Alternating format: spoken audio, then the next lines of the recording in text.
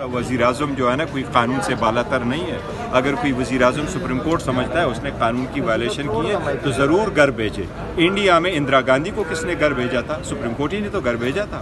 फिर supreme court में पार्लियामान बैठ गई और इंदिरा गांधी को रिस्टोर करवाया। तो जो वज़ीर आज़म आप घर भेजे, अगर आपके पास अपना लेजिस्लेशन का इख्तियार है तो आपके पास ये भी इख्तियार है सुप्रीम कोर्ट की जजमेंट को ख़त्म करें, फिर आप भेज करके दोबारा लेजिस्लेशन करें।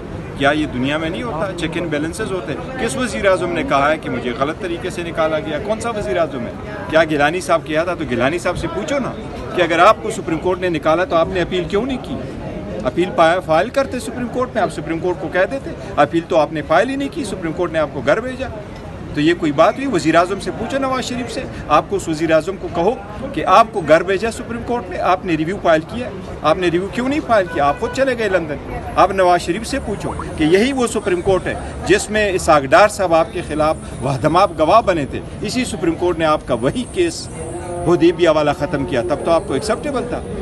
डिसीजन आ जाए आपके फेवर में तो बड़ी खुशी हो, और डिसीजन आपके खिलाफ आ जाए तो आप जज पे चढ़ाई करो, ये तो नामुनासिब। पिशावर का देख लें, Peshawar high court, Sindh high court, Islamabad high court, उसमें यही तरीकाकार है, जो 5 सीनियर तरीन जजेस होते हैं उनमें से एक चीफ जस्टिस बन जाता है। इससे जो भी है उसमें से सुप्रीम, वो आइन में ये नहीं लिखा था। आइन में लिखा था कि सीनियर मोस्ट जज सुप्रीम कोर्ट ऑफ पाकिस्तान या जो चीफ जस्टिस ऑफ पाकिस्तान होगा उसके असूल थे। जरदारी ने जो रेफरेंस भेजा एज अ प्रेसिडेंट, जिस वक्त कासी साहब को वो ले रहे थे और रियाज खान साहब को नहीं ले रहे थे, उस वक्त ये हुआ था कि सुप्रीम कोर्ट के पास रेफरेंस भेजे और सुप्रीम कोर्ट ने कहा कि नहीं, ये असूल उधर भी एप्लीकेबल होंगे कि सुप्रीम को हाई कोर्ट का सीनियर तरीन जज बनेगा।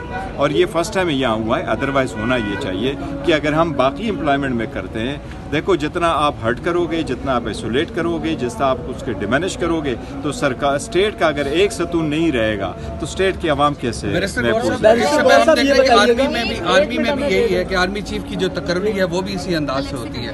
तो क्या नहीं, देखो जिस भी अंदाज में हो, जिस भी अंदाज में तकर्री हो, लेकिन डिपार्टमेंट अलग चीज़ें वो करने चाहिए। लेकिन देखो सीनियरिटी के असूल को मद्देनजर रखने चाहिए, इसको प्रेफरेंस देना चाहिए। गौर साहब ये बताइए, 26वें आईनी तरमीम मंजूर हो गई, उसके बाद चीफ जस्टिस की तकर्री हो गई, आप क्या समझते हैं, आप कैसे देखिए इस काम को?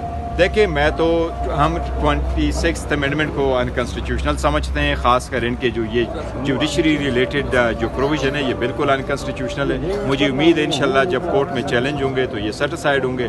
उसके नतीजे में बनी वाली कमेटी भी इलीगल है और ये पहली मरतबा हुआ है 1997 के बाद कि किसी चीफ जस्टिस को आउट ऑफ जो टर्न है या मतलब उसकी सीनियरिटी के असूल को बालाताक रखते हुए अपॉइंट हुआ है। इससे अदलिया में बड़े दरारें पड़ेगी।